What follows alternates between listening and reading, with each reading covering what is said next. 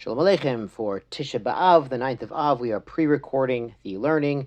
Hopefully we'll be in Yerushalayim building the Beis HaMikdash together, and we won't have to be fasting on Tisha B'Av and avoiding certain topics in learning. But just in case, we're recording in advance, and we are in Chapter 3 of Bava Kama, Mishnah Aleph. Hamaniach et kod b'rshut Rabim. Somebody puts his jug down in Reshut Harabim.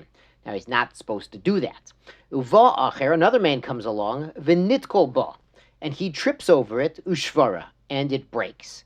Potter. So the tripper does not have to pay because the owner of the jug should not have put it there. He shouldn't put it in the street where people don't always look down where they're going. He can't say, hey, you should look where you're going. He should say, hey, don't put your jug down in the middle of the street.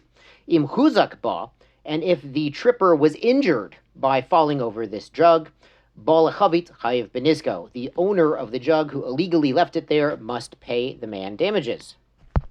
Now, the Mishnah brings a case about a water schlepper, and his jug broke. Nishbra kado b'rshut Rabim. His jug broke in the public domain, and a bunch of water fell on the floor. Huchlach achad b'mayim, and somebody slipped over this spill of water or oil or whatever it was. O shaloka b'charseya, or he got injured by the broken pots, the broken jug. Typically, these were earthenware jugs. Chayiv, the owner has to pay.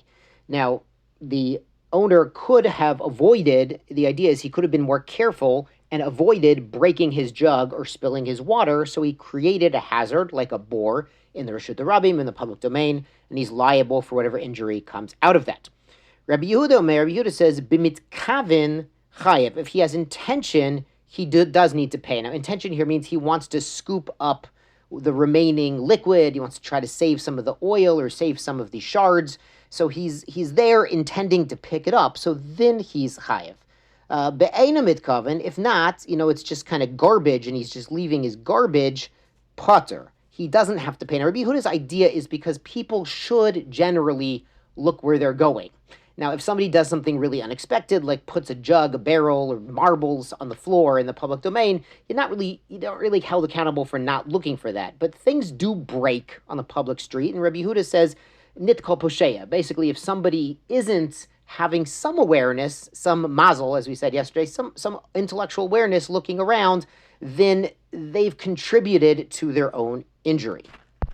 Now, Mishnah Bet adds to our understanding of cases of leaving something in the public. Hashofich mayim b'rshut Rabim. Somebody pours water out into the public domain. Now, normally you're not supposed to do that, but when it's the rainy season, you're allowed to have your runoff from the roof and your gutters and your drainage go out into the Reshut Rabim, to the street, because it's probably wet anyway. But someone else does indeed slip or trip into this runoff. Chayiv benizko, the one who released this liquid, does have to pay the damages.